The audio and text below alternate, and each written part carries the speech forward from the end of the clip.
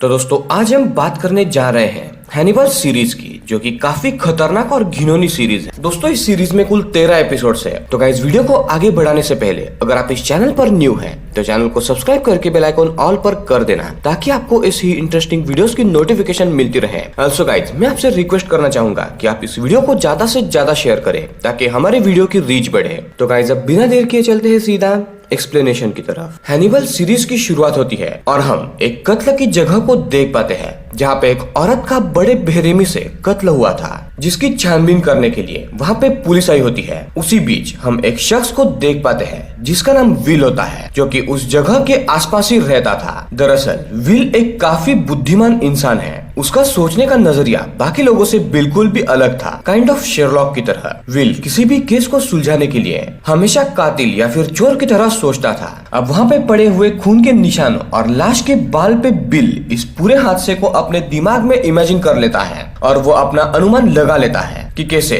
उस शख्स ने इस औरत को मारा होगा। वहीं अगले दिन हम विल को एक यूनिवर्सिटी में देख पाते हैं, जहाँ पे वो बच्चों को कल रात के हादसे के बारे में बता रहा था। क्लास खत्म होने के बाद उससे मिलने के लिए एक शख्स आता है, जो कि कल रात उस हादसे वाली जगह पर मौजूद था। असल में इस शख्स का नाम जैक होता है, जो कि एक पुलिस ऑफिसर था। और गाइस जैक असल में विल का काफी अच्छा दोस्त होता है, और जैक जानता है कि विल के अलावा इस केस को कोई और सुलझा नहीं सकता। मगर विल जो था वो इस मामले से खुद ही दूर रहना चाहता था, जिसकी वजह से वो जैक की मदद करने से उसे मना कर देता है। तभी जैक विल को बताता है कि पिछले एक महीने में ऐसे 8 औरतों को मारा गया है, और गौर करने वाली बात यह है कि वो सभी का वजन और लंबाई लगभग एक जैसी थी। ये सुन के विल काफी हैरान हो जाता है और जैक का साथ देने के लिए मान जाता है। अब विल सीधा जाके अपने ऑफिस में पहुंचता है, जहाँ पे वो उन 8 लड़कियों की तस्वीर देखता है। जिसके बाद विल उन 8 औरतों की आंखों का रंग एंड बालों के रंग के बारे में भी बताता है, जो कि सिमिलर थे।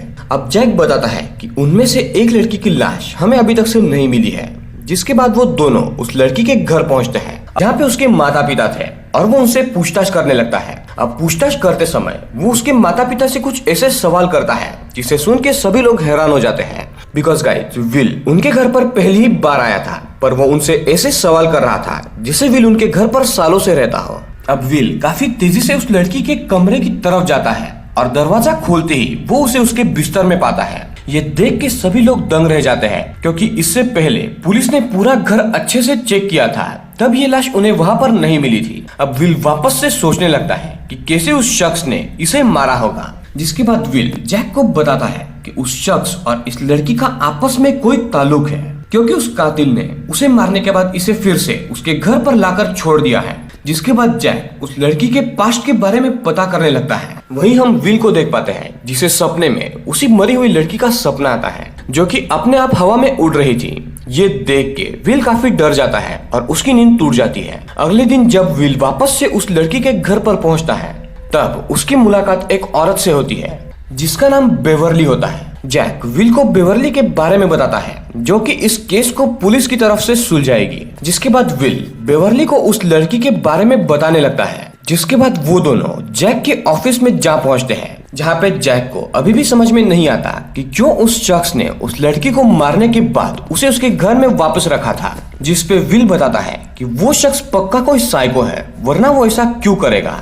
वही दूसरी तरफ जब उस लड़की के बॉडी का टेस्ट होता है, तो उसमें से उन्हें कुछ स्टील के टुकड़े मिलते हैं, जिससे कि सब लोग समझ जाते हैं कि शायद वो शख्स किसी फैक्ट्री में काम करता है। इसके बाद जब ये बात विल को बताई जाती है, तब इस बात से वो साफ इनकार कर देता है और उस लड़की के शरीर के घाव को देखता है। जिसके बाद विल बताता है कि पहले तो उस शख्स ने इस लड़की का गला घोट के इसकी जान ली।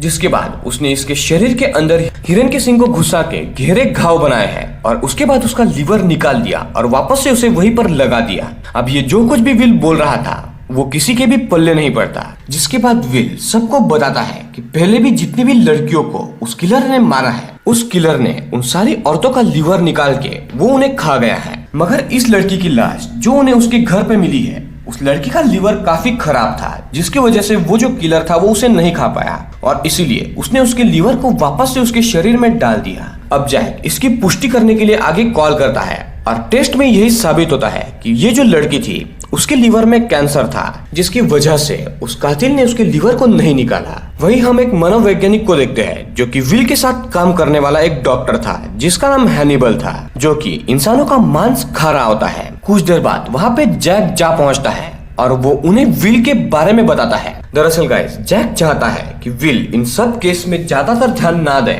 और इन सभी केस में अपना ज्यादा समय और दिमाग ना गवाए और ज्यादातर अपने समय अपने काम पे दे। मगर गाइस, विल जो था वो दिन भर इन्हीं केसेस के बारे में सोचता रहता था और जैक चाहता था कि हैनिबल उसे इस बारे में समझाए। अब हैनिबल जैक के ऑफिस में जा पहुंचता है जहां पर विल पहले से ही मौजूद था। अब हैनिबल विल से केस के बारे में बात करने लगता है जिसपे वो समझ जाता है कि इसे जैक ने ही बुलाया था, जिस वजह से विल काफी गुस्सा हो जाता है और वहाँ से बिना बात किए ही जाने लगता है। अगले दिन हम एक और कत्ल को देख पाते हैं जहाँ पे इस बार वापस से एक लड़की को बड़ी ही बेरहमी से मारा गया था। विल जब उस लड़की को चेक करता है तब वो देख पाता है कि इस बार भी उस शख्स ने उस लड़की को हिरण के सींग की मदद से मारा है, मगर इस बार बाकी 8 केसेस से अलग इस वाली केस में उस लड़की के फेफड़े गायब थे। तब विल समझ जाता है कि ये उस शख्स का काम नहीं है बल्कि ये कोई और ही है जो कि उस शख्स को नीचा दिखाने के लिए ऐसा कुछ कर रहा है। वही हम हैनिबल को अपने घर पर देख पाते हैं जो कि अपने घर में इंसानी फेफड़े को काट रहा होता है। यानी कि गाइस, वो शख्स हैनिबल ही है जिसने इस लड़की को मारा है और उसके फेफड़े निकाल के वो अपने घर पर ले आया है। जिसके बाद विल के पास हैनिबल का कॉल आता है और वो उसे अपने घर पर खाने के लिए इनवाइट करता है। वहीं जब विल हैनिबल के घर पर जा पहुंचता है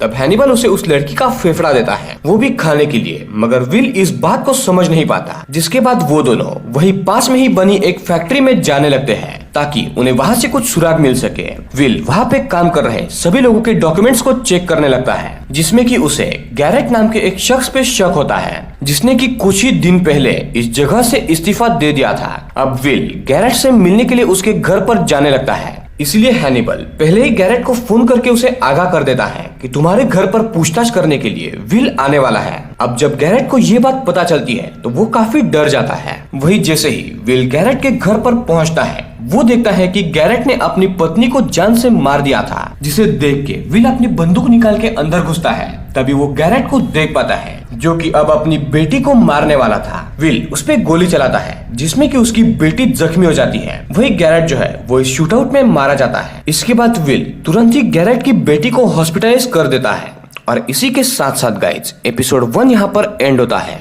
एपिसोड 2 की शुरुआत होती है और हम विल को शूटिंग की प्रैक्टिस करते हुए देखते हैं जहाँ पे उसके मन में गैरेट को लेके काफी दुख होता है क्योंकि उसने किसी इंसान को जान से मारा था। इसके बाद विल सभी को लेके गैरेट के घर पर पहुंचता है। तभी उसके घर के पीछे बने एक कमरे में उसे काफी सारे हिरण के सींग दिखते हैं और वहाँ पर कुछ धारदार हथियार भी थे और उन हथियारों में से उसे एक बाल मिलता है जिसे वो टेस्ट के लिए भेज देता है। वहीं पर हम एक रिपोर्टर को देख पाते हैं जिसका नाम फ्रेडी था। दरअसल फ्रेडी विल से पहले गैरेट के घर पर पहुंच चुकी थी और उसने उसके घर से काफी सारे सबूतों को चुरा लिया था क्योंकि फ्रेडी एक चैनल के लिए काम करती थी, इसलिए वो इस केस को काफी तोड़ मरोड़ के लिखने की कोशिश करने लगती है। उधर विल जो है वो अपने क्लास में बच्चों को गैरेट के बारे में बता रहा होता है। जिसके बाद उससे मिलने के लिए उसकी दोस्त एलेना आती है जो कि उसे केस को छोड़ के अपने क्लासेस पे ध्यान देने के लिए कहती है, मगर विल उसे बताता है कि वो इस केस को सुलझाने के काफी करीब है, जिस वजह से वो अभी इस चीज को नहीं छोड़ सकता। वही हम दूसरी तरफ जंगल में कुछ बच्चों को देख पाते हैं जो कि मशरूम तोड़ने के लिए जंगल में आए थे।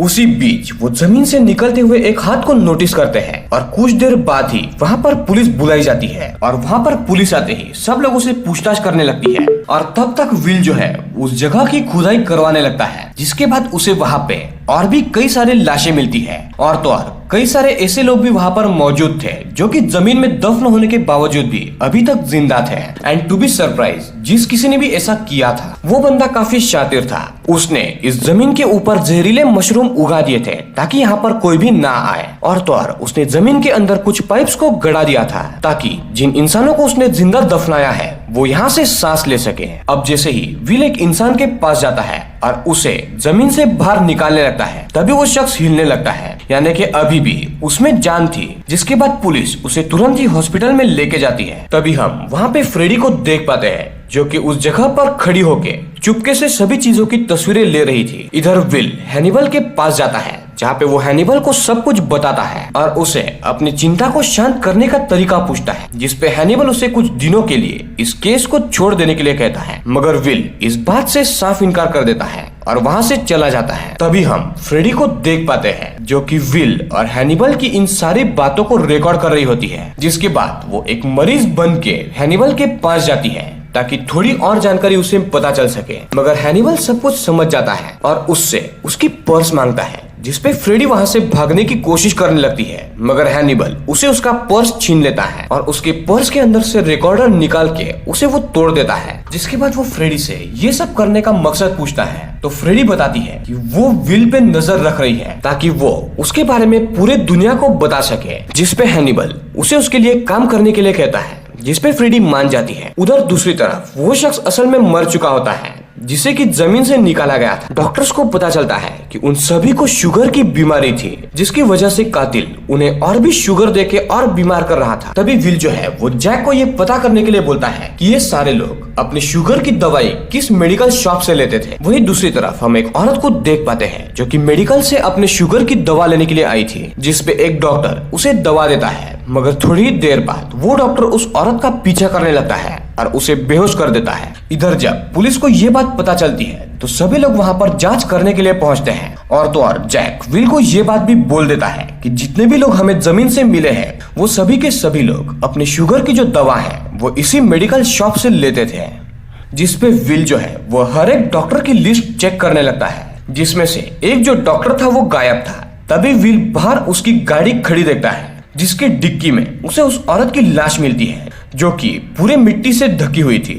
इधर जैक विल के पास आता है और उसे एक न्यूज की हेडलाइन दिखाता है, जिसमें कि विल के बारे में लिखा हुआ था। इस बात से गुस्सा होके जैक फ्रेडी को पकड़ लेता है और उसका एक बाल निकाल लेता है। इसके बाद जैक फ्रेडी से ये सब करने का मकसद पूछता है, मगर फ्रेडी उसे कुछ भी नहीं बताती, जिसपे जैक उसे धमकी देता है कि आइंदा से उसने अगर विल और उसके बारे में कोई भी न्यूज लिखने की कोशिश की तो वो इस बाल की बदौलत उसे जेल में भी डाल सकता है। जिस बात से डर के फ्रेडी उससे माफी मांगती है और आगे से ऐसा कुछ ना करने का प्रॉमिस करती है। अगले दिन जब फ्रेडी अपने घर से बाहर जा रही होती है, तभी उसे एक पुलिस ऑफिसर खड़ा हुआ दिखता है। फ्रेडी उससे बात करने लगती है, तभी पीछे से एक गोली चलती है और वो ऑफिसर मारा जाता है। ये देख के फ्रेडी काफी सहम जाती है। तभी वहाँ पे वही डॉक्टर आता है और वो फ्रेडी से विल के बारे में पूछने लगता है, जिसपे फ्रेडी उसे विल के बारे में सब कुछ बता देती है। इधर जब जैक को ये बात पता चलती है तो वो तुरंत विल के पास फोन करता है और उसे सतर्क हो जाने के लिए कहता है। वही विल जैसे ही गैरेट की बेटी के पास जाता है, वो देखता है कि वो अपने कमरे में नहीं है।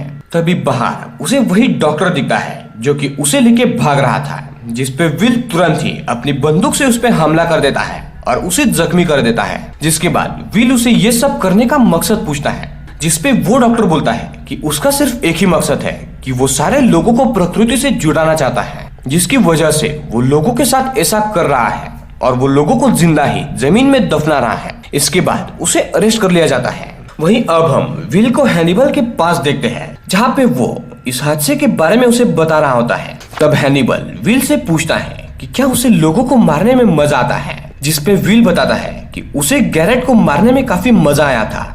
इस बात पे हैनिबल उसे बताता है कि ठीक इसी तरह भगवान को भी इंसान को मारने में काफी मजा आता है। अब गाइस ये क्या कंफ्यूजन थी, इसके बारे में तो आगे हमें धीरे धीरे पता चल ही जाएगा। और इसी के साथ साथ गाइज एपिसोड 2 भी यहाँ पर एंड होता है। यानी कि एक तरीके से बोला जाए तो गाइज हर एक एपिसोड में काइंड ऑफ अलग अलग स्टोरीज है, जिन्हें विल हैनिबल के साथ मिलके सॉल्व कर रहा है। तो अगर आपको ये वीडियो पसंद आ रही होगी तो इस वीडियो को ज्यादा से ज्यादा शेयर करना और नीचे एक कमेंट कर देना कि आपको वीडियो अच्छी लग रही है या नहीं। So let's continue. एपिसोड 3 की शुरुआत होती है और हम गैरेट को देख पाते हैं, जहाँ पर वो अपनी बेटी हैबिगेल को शिकार करना सिखा रहा होता है। गैरेट हैबिगेल के हाथों में बंदूक देके उसे एक हिरन को मारने को कहता है, जिसपे हैबिगेल उसे मार देती है। अब गैरेट उस हिरन को लेके अपने घर पर चला आता है और हैबिगेल को उसे काटने के लिए कहता है। इस बात से हैबिगेल काफी सहम जाती है, क्योंकि उसने ना चाहते हुए भी एक बेकसूर जानवर को मारा था और अब उसे उसको काटना भी होगा। जिसपे गैरेट हैबिगेल को समझाता है कि हमारे पूर्वज इन हिरणों का मांस खाना काफी अच्छा मानते थे, इसीलिए तुम्हें भी अपने पूर्वजों की बात माननी होगी। जिसपे हैबिगेल दिल पे पत्थर रखते हुए उस हिरण को काटने लगती है, मगर वो उसके अंदर एक लड़की को देख पाती है, जिसे देख के वो काफी डर जाती है और अगले ही पल सीन वापस से प्रेजेंट में आ जाता है, जहाँ पे एबिगेल अपने पुराने कमरों को लेके काफी दुखी होती है। वहीं दूसरी तरफ एलेना विल से मिलने के लिए उसके घर पर जाती है, जहाँ पे वो एबिगेल को लेके काफी चिंता में थी, क्योंकि विल एबिगेल को लेके काफी चिंतित रहने लगा था, जो कि उसके लिए बिल्कुल भी ठीक नहीं था। मगर विल उसकी बात नहीं समझता। वही वापस से हम एबिगेल को देख पाते हैं, जिसे फ्रेडी मिलने के लिए आई होती है। फ्रेडी एबिगेल को उकसाने लगती है। वो एबिगेल को बताती है कि उसके पिता की मौत असल में विल की वजह से हुई है, जिसपे एबिगेल उसे बताती है कि उसके पिता बिल्कुल भी अच्छे इंसान नहीं थे। वो लड़कियों को पकड़ के यहाँ पर ले आते थे और उन्हें मार दिया करते थे। मगर फ्रेडी उसे बताती है कि उसके पिता बिल्कुल भी निर्दोष थे, उन्हें बेवजह ही मार दिया गया। जिस बात से एबिगेल फ्रेडी की बातों को सच मानने लगती है। तभी वहाँ पे विल और जैक आ जाते हैं, जो कि उसे तुरंत ही एबिगेल से दूर हट जाने के लिए कहते हैं। जिसके बाद विल जो है वो एबिगेल के पास जाके बैठ जाता है। मगर इस बार एबिगेल का बर्ताव बिल्कुल ही बदल चुका था। वो मन ही मन में विल को दोषी मानने लगी थी, जो कि विल समझ जाता है, इसलिए वो वहाँ से तुरंत ही चला जाता है। वही दूसरी तरफ एलेना और हैनिबल जैक से मिलने के लिए उसके पास जाते हैं, जहाँ पर जैक उन्हें बताता है कि उसे एबिगेल पे शक है, क्योंकि वो ना चाहते हुए भी सही पर वो अपने पिता के कामों में उसका साथ दे रही थी। इसीलिए एलेना को उस पर नजर रखने के लिए वो कह देता है। तभी हम विल को अपनी क्लास लेते हुए देखते हैं, जहाँ पे वो बच्चों को गैरेट के बारे में समझा रहा था। उसी बीच वहाँ पर हैनिबल और जैक आ जाते हैं, जो कि उसकी बातें सुन रहे होते हैं। विल उन सभी को बता रहा होता है कि जिस लड़की को खेतों में मारा गया था उसे उस कातिल ने नहीं मारा, बल्कि उसे किसी और ही शख्स ने मारा था, यानी कि गैरेट ने उसे नहीं मारा था। ये सारी बातें सुन के हैनिबल विल से काफी प्रभावित हो जाता है, क्योंकि गाइस उस लड़की को खुद हैनिबल ने ही मारा था और उसके फेफड़े निकाल के हैनिबल ने ही विल को खिला दिए थे और विल को इसके बारे में कुछ पता भी नहीं था। अब हैनिबल और विल आपस में बातें करते हुए घर की तरफ जा रहे होते हैं। तभी उन्हें रास्ते में फ्रेडी मिल जाती है, जो कि विल का मजाक उड़ाने लगती है। इस बात से गुस्सा होके विल फ्रेडी को बताता है कि उसका दिमाग अब कुछ ठीक नहीं है और वो उस पे कभी भी हमला कर सकता है, इसलिए बेहतर यही होगा कि वो विल से दूर रहे। जिस बात से गुस्सा होके फ्रेडी वहाँ से चली जाती है और इस बात को वो वापस से न्यूज में छपवा देती है। दरअसल गाइस फ्रेडी ने ये जो बात थी वो भी रिकॉर्ड कर ली थी, जिस वजह से हर तरफ विल की काफी बदनामी होने लगती है। इस बात को लेके जैक जो है वो विल को अपने ऑफिस बुला लेता है और उसे फ्रेडी के मुंह लगने से मना करता है। इधर फ्रेडी जो है वो उसी खेत में मरी हुई लड़की के भाई से मिलने के लिए जाती है, जिसका नाम ब्रायन था। फ्रेडी जो है वो ब्रायन के सामने काफी नाटक करते हुए अपना दुख प्रकट करती है, मगर ब्रायन समझ जाता है कि ये सब कुछ झूठ है, इसलिए वो फ्रेडी पे गुस्सा हो जाता है और उसे वहाँ से चले जाने के लिए कहता है। असल में वो यहाँ पर सिर्फ न्यूज के लिए आई थी। खैर दूसरी तरफ एबिगेल पूरी तरीके से ठीक हो गई थी, जिस वजह से विल उसे उसके घर पर लेके आता है। सभी लोग वहाँ पर देख पाते हैं कि उसके पड़ोसियों ने उसके घर में कैनिबल लिखा हुआ था, जिस बात से एबिगेल काफी उदास हो जाती है। मगर विल उसे हौसला रखने के लिए कहता है, जिसपे एबिगेल गुस्से से विल की तरफ देखने लगती है और उसे कहती है कि तुम मेरे पिता मत बनो और मुझे सलाह मत दो। जिसके बाद वो जमीन पे खून के दागों को देख पाती है, जो कि उसकी माँ के थे। अब वो दोनों अंदर आते हैं और वो पूरे घर को अच्छी तरीके से देख रहे होते हैं। तभी विल उससे एक अननोन नंबर के बारे में पूछता है, जो कि उसके पिता को किया गया था। तभी एबिगेल बताती है कि उसने ही उस कॉल को उठाया था, जिसपे विल उसे उसके बारे में पूछने लगता है। मगर एबिगेल बताती है कि उसे उस दिन के बारे में कुछ भी याद नहीं है। तभी वहाँ पे एबिगेल की बचपन की दोस्त मैरगॉट आती है, जिसके बाद दोनों अकेले में कुछ बातें करने लगते हैं। मैरगॉट उसके साथ हुए हादसों को लेके काफी दुखी होती है और उसे हिम्मत रखने के लिए कहती है। दोनों आपस में बात कर रहे होते हैं कि तभी वहाँ पे ब्रायन आ जाता है, जो कि गैरेट की बेटी के बारे में उसे पूछने लगता है। जिस बात से डर के एबिगेल वहाँ से भागने लगती है। उसे लगता है कि ब्रायन उसे मारने के लिए यहाँ पर आया है और इसीलिए वो डर के मारे उस पर पत्थर से भी वार करती है, जो कि उसके सर पर जा लगता है। अब एबिगेल की आवाज सुन के विल और हैनिबल भी वहाँ पर पहुँच जाते हैं, जिस वजह से ब्रायन को वहाँ से भागना पड़ता है। विल और हैनिबल उसका कुछ दूर पीछा करते हैं, मगर ब्रायन जंगलों में गायब हो जाता है। तभी वहाँ पे मैरगॉट की माँ आती है, जो कि उसे वहाँ से चलने के लिए कहती है, मगर मैरगॉट वहाँ से जाने से साफ इनकार करती है। मैरगॉट की बदतमीजी को देख के हैनिबल जो है वो उस पे काफी नाराज हो जाता है। अब अगले दिन जब विल, जैक और एबिगेल वापस से गैरेट के कमरे में जाते हैं, तब एबिगेल के माथे पे एक खून की बूंद आकर गिरती है, जिसके बाद वो सभी उस कमरे के ऊपर की तरफ देखने लगते हैं, जहाँ पे वो मैरगॉट को मरा हुआ देखते हैं। जैसे ही ये खबर मैरगॉट के माँ को पता चलती है, वो इन सब का जिम्मेदार एबिगेल को ठहरा देती है, जिस बात से घबरा के एबिगेल अपने घर में जाके रोने लगती है। उसी रात एलेना और एबिगेल अपने घर में होते हैं, तभी वहाँ पे ब्रायन आ जाता है, जिसे देख के एबिगेल वापस से डर जाती है और चिल्लाने ही वाली होती है, मगर ब्रायन उसे पकड़ लेता है और कुछ समझाने की कोशिश करने लगता है, जिसपे एबिगेल अपने बचाव में उस पे एक चाकू से हमला कर देती है, जिससे कि ब्रायन की गलती से मौत हो जाती है। तभी वहाँ पे एलेना आ जाती है, जो कि उसे कुछ पूछ पाती उससे पहले ही हैनिबल पीछे से आके एलेना के सर पे हमला कर देता है, जिससे कि वो बेहोश हो जाती है। अब हैनिबल जो है वहाँ पर पहुँचते ही ब्रायन की लाश को देखता है और एबिगेल को बताता है कि अगर ये बात जैक को पता लग गई तो वो तुम्हें तुरंत ही जेल में डाल देगा। इसके बाद हैनिबल जो है वो एबिगेल की मदद करने के लिए राजी हो जाता है, मगर इसके बदले में उसे उसके साथ मिलके काम करना पड़ेगा। तो एबिगेल ना चाहते हुए भी मान जाती है। वही जब पुलिस वहाँ पर पहुँचती है, तब विल एलेना से यहाँ के बारे में पूछता है, जिसपे एलेना बताती है कि उस पे किसी ने पीछे से काफी जोर से हमला किया था, जिसके बाद वो बेहोश हो गई। तभी एबिगेल उसे बताती है कि वहाँ पे ब्रायन आया था, जिसने उन दोनों पे हमला किया। अब जैक ब्रायन को ढूंढने लगता है, जिसके बाद हम एबिगेल और हैनिबल को देख पाते हैं, जिसपे एबिगेल हैनिबल को पूछती है कि तुम्हें मेरी मदद क्यों चाहिए, जिसपे हैनिबल उसे बताता है कि वो तुम्हारे और तुम्हारे परिवार के साथ खड़ा है। ये बात सुन के एबिगेल समझ जाती है कि कुछ दिनों पहले जिसका फोन आया था वो शख्स कोई और नहीं बल्कि हैनिबल ही था। यही उसके पिता हैनिबल के कहने पे ही लोगों को मारा करते थे। जिसके बाद एबिगेल जो है वो हैनिबल को पूछती है कि क्या आप ही ने मैरगॉट को मारा है, तो हैनिबल कबूल करता है कि उसी ने मैरगॉट को मारा था। अब गाइस यहाँ पर एबिगेल फिर से मजबूर थी, अगर वो हैनिबल की बात नहीं सुनती तो हैनिबल इसे भी मार देता। और एक तरीके से बोला जाए तो एबिगेल की सिचुएशन फिर से पास्ट की तरह हो गई थी। पहले एबिगेल अपने पिता गैरेट के कहने पर ये सब कुछ करती थी और अब उसे ये सब कुछ हैनिबल के कहने पर करना था। तो गाइस इसी के साथ साथ एपिसोड 3 यहाँ पर एंड हो जाता है।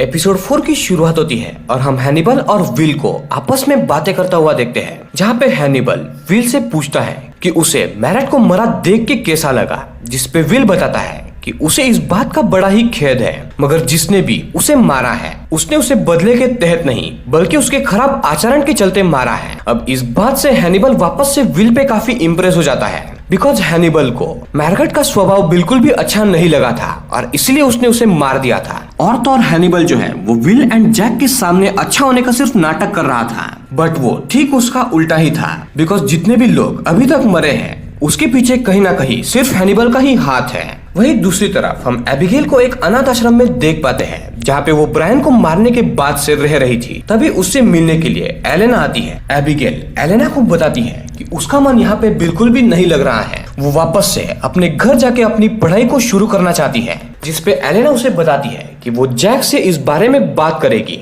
इसके बाद एलेना हैनिबल से मिलने के लिए जाती है, जहाँ पर वो बातों बातों में ही उसे एबिगेल के आश्रम को छोड़ के जाने की बात कर देती है, जिसपे हैनिबल बताता है कि उसे मजबूरन और कई दिन वहाँ पर ही रुकना पड़ेगा, क्योंकि बाहर ऐसे काफी लोग हैं जो कि उसकी जान के पीछे पड़े हैं। वहीं दूसरी तरफ हम जैक और विल को वापस एक घर में देख पाते हैं, जहाँ पे एक पूरे परिवार को मार दिया गया था। विल जब उस पूरी जगह को चेक कर रहा होता है, तब उसे टर्नर परिवार की एक फोटो मिलती है और उस फोटो में असल में 2 लड़के थे, मगर यहाँ पर केवल एक ही लड़का मरा हुआ था। इस बात से विल को शक होता है कि वो जो कोई भी शख्स है पक्का वो कोई औरत है, क्योंकि खून को देखने से भी ये लग रहा था कि मिस टर्नर को सबसे आखिर में मारा गया है। जिसके बाद विल हैनिबल के घर पर जाता है और उसे इस केस के बारे में भी सब कुछ बताता है, जिसपे हैनिबल उसे उसकी माँ के बारे में पूछता है। तब विल बताता है कि उसकी माँ दिल की काफी अच्छी थी, जिससे हमें गाइस ये पता चलता है कि विल जब छोटा था तभी उसके माता पिता की मृत्यु हो गई थी, जिस वजह से उसके अंकल ने ही उसे बड़ा किया। उधर लैब में डॉक्टर्स को मिस टर्नर के घर में एक और शख्स के पैरों के निशान मिलते हैं, जो कि आकार में काफी बड़े होते हैं, जिसपे विल सबको बताता है कि कातिल औरत बच्चों का इस्तेमाल करके उनके परिवार को मरवा रही है। यानी कि गाइस कोई एक ऐसी औरत थी जो कि इस सब की मास्टरमाइंड थी, और उसी औरत ने अभी जो परिवार मरा हुआ पाया गया उसमें से एक लड़के को उकसा के उसी के परिवार को मरवा दिया था। इधर विल अपनी क्लास में होता है, तभी जैक वहाँ पर आ जाता है और उसे तुरंत उसके साथ चलने के लिए कहता है। अब सभी एक और घर में जा पहुँचते हैं, जहाँ पे मिस टर्नर के घर की तरह ही यहाँ भी काफी सारे लोगों को मारा गया था। जिसमें कि घर का एक बच्चा गायब था। यानी कि वो जो मास्टरमाइंड औरत थी उसने यहाँ के घर के एक बच्चे को भी उकसा के उसके परिवार को मरवा दिया था। और तो और ठीक पुराने केस की तरह ही यहाँ पर भी आखिर में उसकी माँ को मारा गया था। वही अब हम उस कातिल औरत को देख पाते हैं जो कि 3 बच्चों को लेके एक रेस्टोरेंट में बैठी होती है।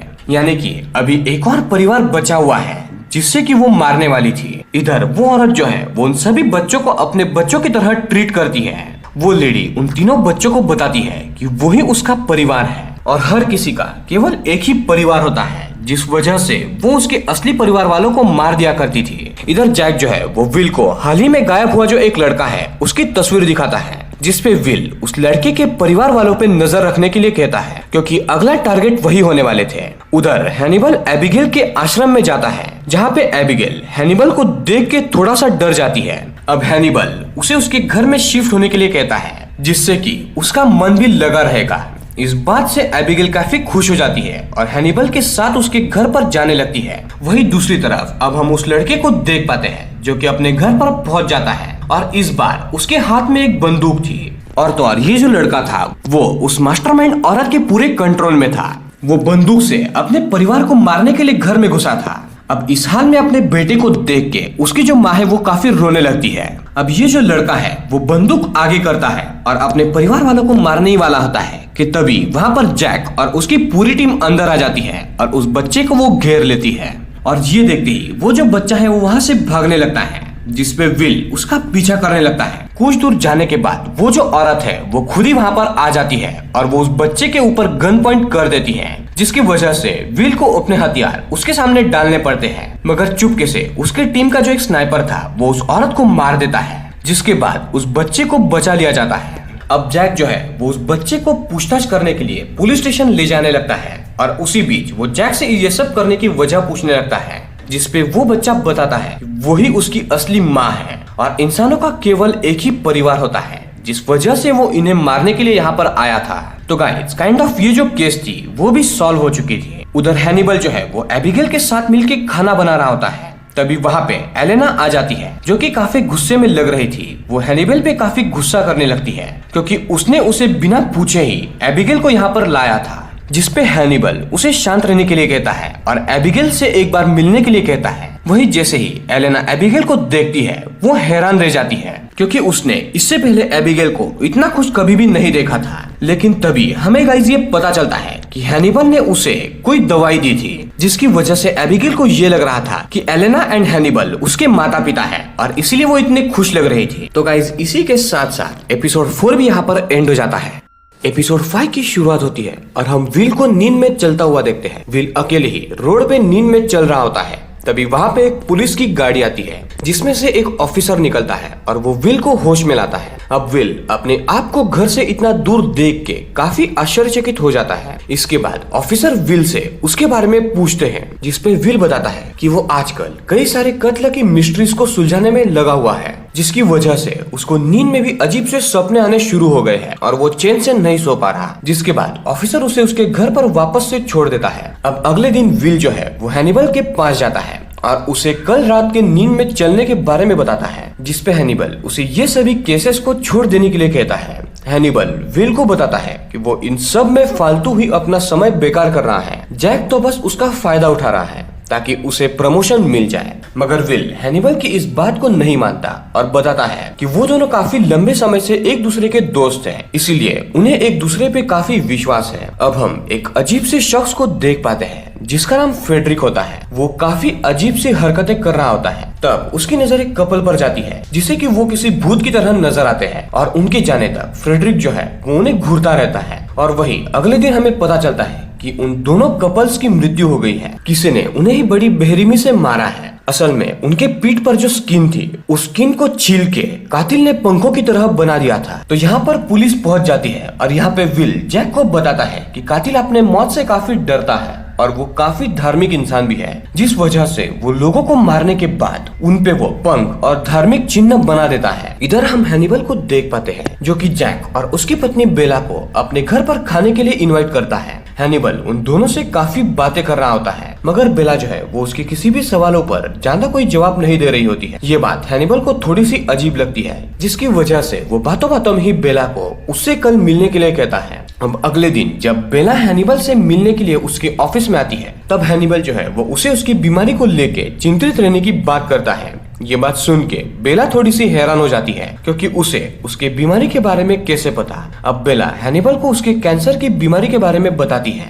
तो हैनिबल बेला को कहता है कि तुम ये कैंसर वाली बात अपने पति जैक को बताओ। मगर बेला उसे बताती है कि जैक पहले से ही काफी बिजी रहता है, इसलिए वो उसे और भी टेंशन नहीं देना चाहती। उधर हम वापस से फ्रेडरिक को देख पाते हैं, जो कि वापस से एक शख्स को देखता है जो कि उसे शैतान की तरह नजर आता है, जिसके बाद वो उसे भी मार के लटका देता है। अब जैसे ही पुलिस वहाँ पर आती है, उन्हें वहाँ पर उस मरे हुए शख्स के अलावा फ्रेडरिक के भी कुछ खून के चीठे मिलती है। इधर हम विल को सोते हुए देखते हैं, जहाँ पे उसे काफी अजीब और डरावने से सपने आ रहे होते हैं, जिससे कि उसकी नींद खुल जाती है। नींद खुलते ही विल अपने आप को घर के छत पे पाता है। इस बात से परेशान विल सीधा हैनिबल के पास जाता है और उसे इसके इलाज के बारे में पूछता है, जिस पे हैनिबल उसे कुछ दिनों के लिए केस से छुट्टी लेने के लिए कहता है, ताकि उसका दिमाग शांत हो सके। हैनिबल की बातें सुन के विल उसे पूछता है कि क्या तुम मेरे और जैक के बीच में लड़ाई लगवाना चाहते हो, जिस पे हैनिबल उसे कुछ भी गलत ना समझने को कहता है। अब अगले दिन बेला वापस से हैनिबल के पास आती है और उसे उसके बीमारी के बारे में बताती है, जिस पे हैनिबल उसे काफी कहता है कि वो ये बात जैक को बता दे। मगर बेला जो है वो जैक को उसके बीमारी के बारे में बताने के लिए तैयार नहीं थी। उधर जैक को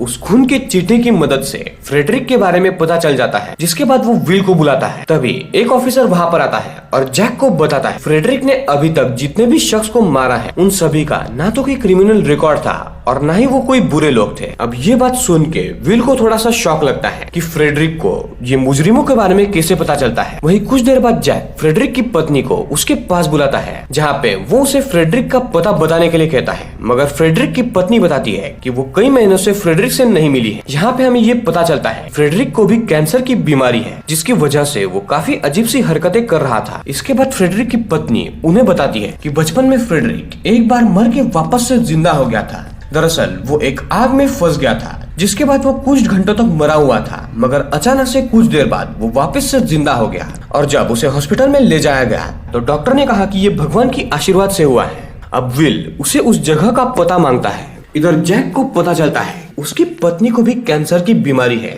जिसकी वजह से वो आजकल थोड़ी सी चिड़ी हुई रहती है। इधर जब पुलिस वाले उस जगह पर पहुंचते हैं जहाँ पे पास्ट में फ्रेडरिक जला था, उन्हें वहाँ पर भी एक लाश मिलती है, जिसे भी ठीक उसी तरीके से मारा गया था जिससे पहले लोगों को मारा गया था। इसके बाद जैक सीधा वहाँ से बेला से मिलने के लिए चला जाता है और तब तक विल जो है वो अपनी सोच की मदद से उस कातिल का कत्ल करने का तरीका देखने लगता है। इधर जैक हैनिबल के ऑफिस जा पहुंचता है, जहाँ पे उसे बेला मिल जाती है। अब जैक बेला से उसे झूठ बोलने के बारे में पूछता है, जिसपे बेला उसे बताती है कि अब वो ज्यादा दिन तक जिंदा नहीं रहने वाली, इसलिए वो उसे फालतू का टेंशन नहीं देना चाहती, जिसपे जैक काफी इमोशनल हो जाता है। और इसी के साथ साथ गाइस एपिसोड 5 यहाँ पर एंड हो जाता है and at the end Will and Jack मिलके फ्रेडरिक को भी गिरफ्तार कर लेते हैं।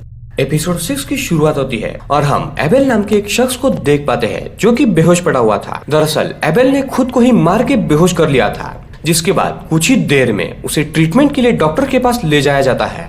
एबेल का इलाज एक महिला डॉक्टर कर रही होती है, जो कि उसके हार्ट बीट को चेक कर रही थी। मगर कुछ ही देर बाद उसकी हार्ट बीट अचानक से रुक जाती है और जैसे ही एबेल की तरफ वो देखती है, वो अचानक से जिंदा हो जाता है। एबेल उस डॉक्टर पे बुरी तरीके से हमला कर देता है और उसे जान से मार देता है। इधर जैसे ही ये बात पुलिस को पता चलती है, जैक विल को लेके उस जगह की तलाशी लेने के लिए पहुंच जाता है। अब वहाँ पे उसकी मुलाकात वहाँ के एक सीनियर डॉक्टर से होती है, जो कि उन्हें उस महिला डॉक्टर के बारे में बताता है। और जैसे ही वो उसकी लाश को देखते हैं, वो सब लोग सहम जाते हैं, क्योंकि एबेल ने उसे काफी बेरहमी से मारा था। एबेल ने उसके शरीर में लोहे के रॉड को डाल दिया था और उसकी आंखें भी निकाल ली थी। अब इस केस को देख के विल को 2 साल पहले हुए ऐसे ही एक कत्ल की याद आती है, जिसपे विल जैक को इस केस के बारे में बताता है। तो जैक को उसके एक दोस्त की याद आती है, जो कि 2 साल पहले उस केस को सॉल्व कर रहा था और वो अचानक से कहीं पर गायब हो गया। इसके बाद एलेना उसे बताती है कि वो एबेल को जानती है, क्योंकि उसने उसके ऊपर काफी रिसर्च की है। देन एलेना और विल एक सुनसान सी जगह पर जा पहुंचते हैं, जहाँ पे उन्हें एबेल मिल जाता है। अब विल जो है वो एबेल का मजाक उड़ाने लगता है और वो उसे बोलता है कि तुम बूढ़े होते जा रहे हो, क्योंकि 2 साल पहले हुए कत्ल को उसने काफी सफाई से अंजाम दिया था। मगर इस बार के कत्ल में तुमने कुछ भी छुपाने की कोशिश नहीं की है। इस बात से एबेल विल पे काफी गुस्सा हो जाता है। तभी वहाँ पे पुलिस आ जाती है जो कि उसे पकड़ लेती है। इधर जैक को अपने उस साथी की याद आती है जिसका नाम मैरियम होता है। वो इस केस को सुलझाने में लगी हुई थी। अब जैक जो है वो मैरियम के फाइल को पढ़ने लगता है जिसमें कि उसे कई सारी अजीब बातें देखने को मिलती हैं। दरअसल उसके हिसाब से 2 साल पहले वाला कातिल एक सर्जिकल डॉक्टर था, क्योंकि वो जिस तरीके से लोगों को मार रहा था वो एक आम इंसान की बस की बात नहीं थी। मगर अभी जिस डॉक्टर को हॉस्पिटल में मारा गया है उसे बिल्कुल ही अलग तरीके से मारा गया था। अब इस फाइल को पढ़ के विल सबको बताता है कि अभी भी ये क्लियर नहीं हुआ है कि एबेल ही वो 2 साल पहले वाला कातिल है, और शायद ये भी हो सकता है कि 2 साल पहले वाला जो कातिल था वो अभी भी आजाद घूम रहा हो। इसके बाद एलेना और विल फ्रेडी के पास जाते हैं जहाँ पे उन्हें पता चलता है कि फ्रेडी ने भी एबेल के ऊपर काफी सारे न्यूज लिखे हैं। अब विल फ्रेडी को उनकी मदद करने के लिए कहता है ताकि वो असली कातिल तक पहुंच सके। इस बात पे फ्रेडी उनकी मदद करने को तैयार हो जाती है। अब फ्रेडी जो है वो एबेल के पास जाती है और उसे सच बोलने के लिए उकसाने लगती है, जिसपे एबेल जो है वो अपना मौन व्रत छोड़ देता है और वो सारी सच्चाई बता देता है कि उसने ही 2 साल पहले कई लोगों को मारा था। उधर जैक के पास एक कॉल आती है जिसकी आवाज बिल्कुल मैरियम की तरह होती है। अब जैक सीधा उस कॉल को ट्रेस करने की कोशिश करता है मगर उसे कुछ भी पता नहीं चलता कि वो कॉल कहाँ से आई थी। जैक को शक होता है कि मैरियम 2 साल पहले ही बिल्कुल गायब सी हो गई थी और आज अचानक से उसने कॉल कैसे कर लिया, यानी कि इस केस में कुछ तो गड़बड़ है। अब कुछ देर बाद वापस से एक और कॉल आती है जिसमें कि मैरियम उन्हें एक जगह पर बुलाती है। अब जैक को पूरी तरीके से विश्वास हो जाता है कि एबेल वो कातिल नहीं है जिसे मैरियम ढूंढ रही है। इसके बाद पास्ट में मैरियम को वापस से हम देख पाते हैं जहाँ पे जैक उस पर चिल्ला रहा होता है क्योंकि उसने बिना उसकी मर्जी के उसकी कई सारी फाइल्स पढ़ ली थी। इस बात से गुस्सा होके जैक मैरियम को इस केस से निकाल देता है। इधर एलन वापस से एबेल के पास जाती है और उसे उसकी सच्चाई के बारे में पूछती है, जिसके बाद वो जैक को बताती है कि कभी कभी तो एबेल ही वो कातिल लगता है और कभी कभी ये लगता है कि नहीं, एबेल कातिल नहीं होगा। अब हम जैक को हैनिबल के पास देखते हैं जहाँ पे वो बेला को लेके काफी चिंतित होता है, जिसपे हैनिबल उसे हौसला रखने के लिए कहता है और उसे बोलता है कि समय के साथ सब कुछ ठीक हो जाएगा। इधर एलेना उसी सीनियर डॉक्टर को लेके हैनिबल के ऑफिस जा पहुंचता है जहाँ पे वो सभी आपस में बातें कर रहे होते हैं। मगर यहाँ पे एलेना सबको बताती है कि उसे अभी भी विश्वास नहीं हो रहा कि एबेल ने वो सारे कत्ल किए होंगे, जिसपे हैनिबल बड़ी चालाकी से डॉक्टर को समझाने लगता है। हैनिबल डॉक्टर के सामने एक अंगूर को काट देता है और बताता है कि ये अंगूर बाहर से भी काला है और अंदर से भी काला है, जो कि डॉक्टर समझ जाता है और एलेना को बताता है कि एबेल ही वो कातिल होगा। तभी हम वापस से पास्ट में चले जाते हैं जहाँ पे हम मैरियम को हैनिबल से मिलने के लिए जाते हुए देखते हैं। मैरियम हैनिबल से उस कातिल को लेके काफी बातें कर रही होती है, जिसके बीच हैनिबल वहाँ से कुछ देर के लिए चला जाता है। उसी बीच मैरियम हैनिबल के डेस्क पे कुछ तस्वीरें देख पाती है जिसमें कि लोगों को ठीक उसी तरीके से मारा गया था जैसे कि वो कातिल लोगों को मारा करता था। अब मैरियम समझ जाती है कि हैनिबल ही वो कातिल है, इसीलिए वहां से वो जाने लगती है। मगर तभी पीछे से हैनिबल आ जाता है और उसका गला दबा के वो उसे मार देता है। यानी गाइस एट द एंड हमें ये पता चलता है कि जो बेरहमी से लोगों को मारा करता था वो कोई और नहीं बल्कि हैनिबल ही है। और 2 साल पहले जो मैरियम गायब हुई थी उसके पीछे भी हैनिबल का ही हाथ है। वही हम वापस से सीन को प्रेजेंट में आता हुआ देखते हैं जहाँ पर हैनिबल उसी बातों को सोचते हुए मन ही मन में काफी हंसने लगता है और वो अपने आसपास के लोगों को यानी कि विल, जैक एंड सारे पुलिस ऑफिसर्स पर हंसने लगता है और ये सोचने लगता है कि ये लोग कितने बेवकूफ हैं। और इसी के साथ साथ गाइस ये एपिसोड भी यहाँ पर खत्म हो जाता है। एपिसोड 7 की शुरुआत होती है और विल को वापस से उसकी क्लास में हम देख पाते हैं जहाँ पे वो अपने बच्चों को उस नए कातिल के बारे में बता रहा होता है। विल बताता है कि वो कातिल एक काफी अच्छा सर्जन है, इसी वजह से वो हर एक लाश में से बड़ी सफाई से कोई भी अंग निकाल लेता है। वही दूसरी तरफ हम हैनिबल को एक कॉन्सर्ट में देख पाते हैं। तभी उसके पीछे हमें फ्रैंकलिन नाम का एक शख्स दिखाया जाता है जो कि हैनिबल का पीछा करते हुए यहाँ तक आया था। फ्रैंकलिन हैनिबल की काफी अटेंशन खींचने की कोशिश करता है मगर हैनिबल उसकी तरफ एक बार भी नहीं देखता।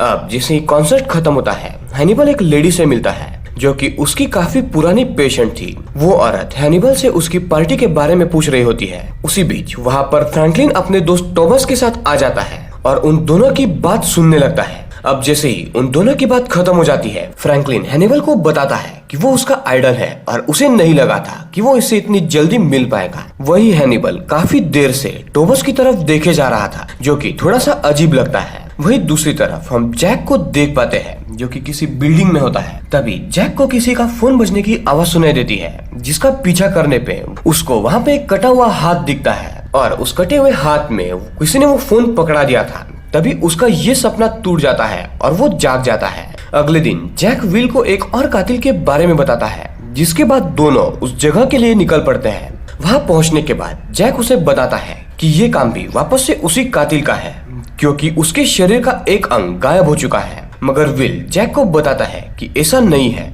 अब विल उस पुरानी घटना को सोचने लगता है और उसका शक सही होता है। वो शख्स जो भी था, उसने इस आदमी को बचाने के चक्कर में इसकी जान ली है।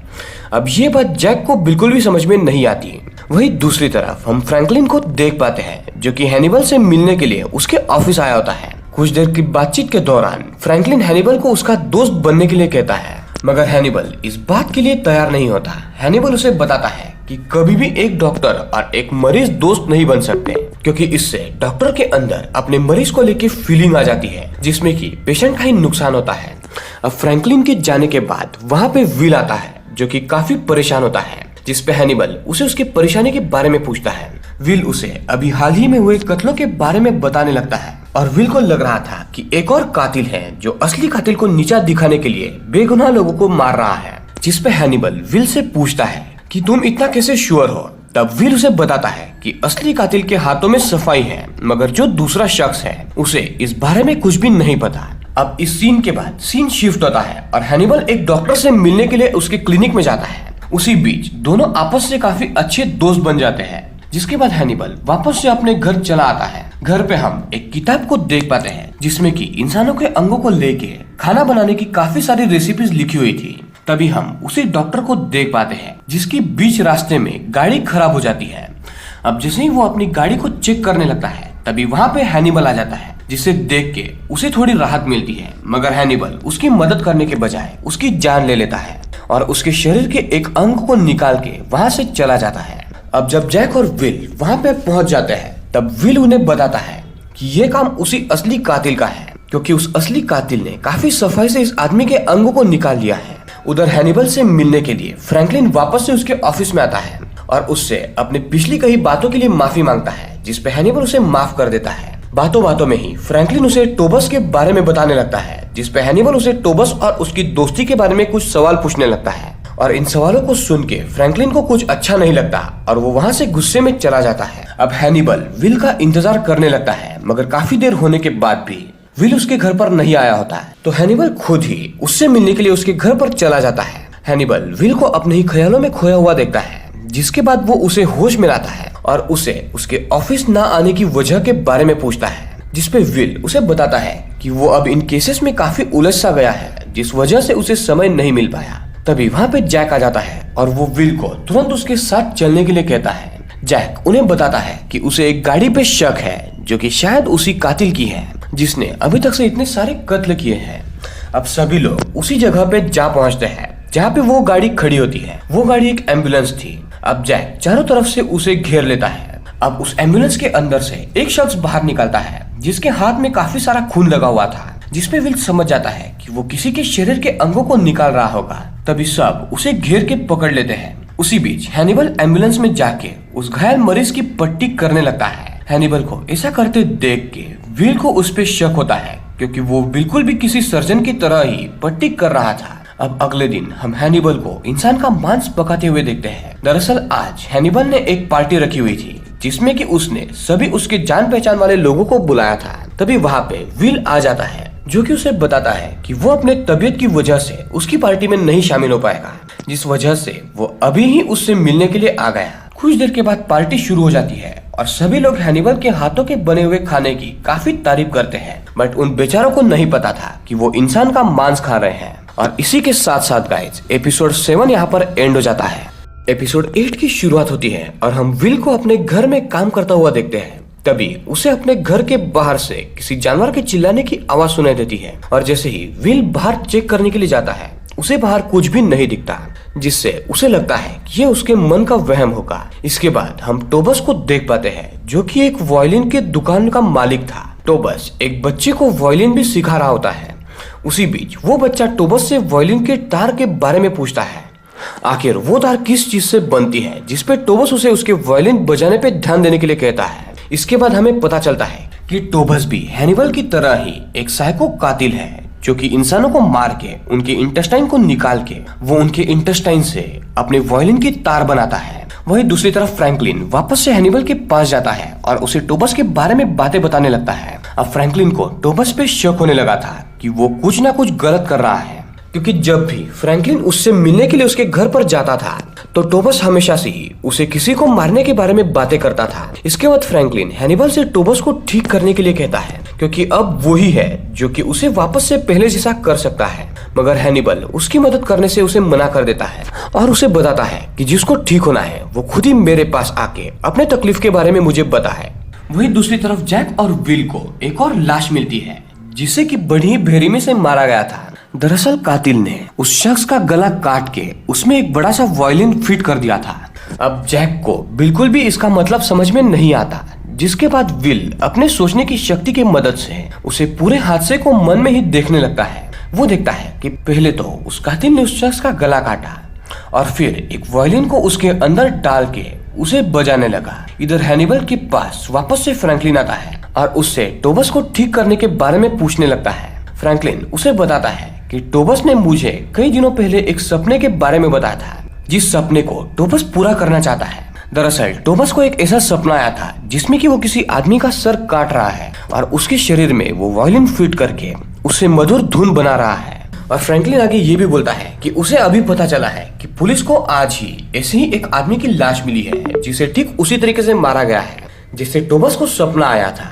और उसे पक्का शक है कि ये काम टोबस का ही है, जिसपे हैनिबल फ्रैंकलिन को कोई भी जवाब नहीं देता और फ्रैंकलिन के जाने के बाद वो टोबस के घर के लिए निकल पड़ता है। इधर पोस्टमार्टम रिपोर्ट में उस शख्स के पेट में एक पाउडर मिलता है, जो कि अक्सर वायलिन बजाने वाले इस्तेमाल करते हैं, ताकि उसके अंदर जो लगाया हुआ तार है वो और भी मुलायम हो जाए और अच्छे से धुन बजे। इससे विल को विश्वास हो जाता है कि वो कातिल पक्का कोई प्रोफेशनल इंस्ट्रूमेंटलिस्ट है।